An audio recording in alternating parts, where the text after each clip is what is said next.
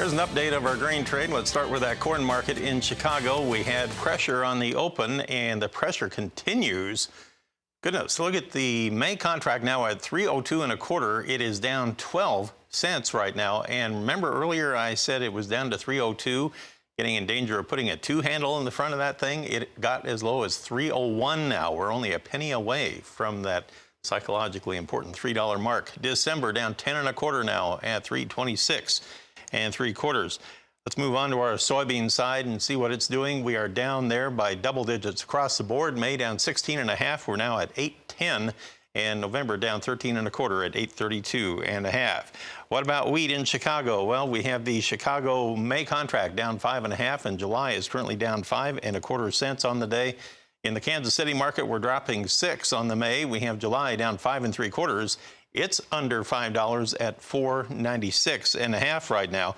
In the Minneapolis market, we're down 5 and three quarters on the May at 505, and July is down 5 and three quarters at 517 and a quarter. Wow, that's a lot of negative signs. Let's go to the phone and talk with somebody positive. We have Ben Hushon on the line. He's from the mill in Whitehall, Maryland. He joins us right now with an update on conditions in the Mid-Atlantic region. Tim Ross and I were just talking here during the break. It looks like you may have a little bit of wet weather moving in. Are you guys getting field work done? Good morning, Marlin. It has been the usual challenge with some new twists. When we talked last Tuesday, we had just had 2.5 inches of rain, and then Tim Ross sent us some cold weather. Friday morning, we get up to 28 degrees. Stayed there for a little bit too long for us, a cloudy day. Definitely stressed some of the fruit crop. I know some cherries were hurt. And I know for one of your faithful listeners, Alan McElwain, who's celebrating a birthday today, he and many others that are growing wheat have concern that wheat crop is further along than normal, and we're not used to seeing 28 degrees after the middle of April. So it's continues to bring us some challenges, and now more rain today.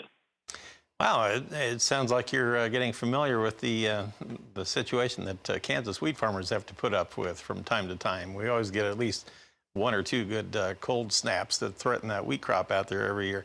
Otherwise, how are things going as far as the planting progress goes this year compared to average? Well, we're a little behind. Everybody thought with the warm March, boy, we're going to start planting here at the end of March. We're going to get started. My rough count, counting yesterday, that was only the 5th day that's been fit to be in the field since the 17th of March, so just a little over a month now. Yesterday, I caught a fellow up in York County, Pennsylvania, planting soybeans into some cover crop he had burned off. There is definitely some corn being planted, but for the first time since I've been part of the Market Day report several years ago, we saw the soil temperature drop from last Tuesday to this Tuesday. We had been at 51 2 weeks ago, 50 last Tuesday. This morning we're down to 48 degrees. So we're going the wrong way for going later in April.